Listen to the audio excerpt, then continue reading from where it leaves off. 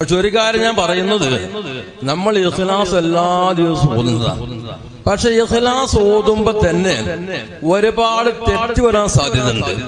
പ്രധാനമായി ഞാൻ വിശദീകരിച്ച് പറയല്ല, അവസാനത്തെ ആയതുണ്ടല്ലോ, വലം യകുല്ലഹു കുഫുവൻ അഹദ്.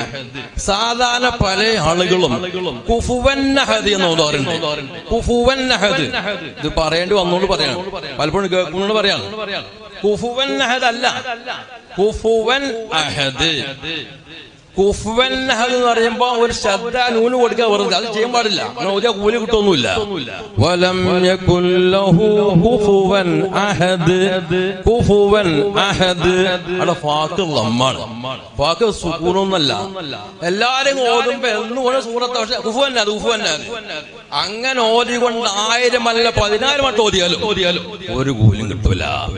നമ്മൾ ഖുർആൻ ഓതുന്ന ഖുർആനായിരിക്കണം.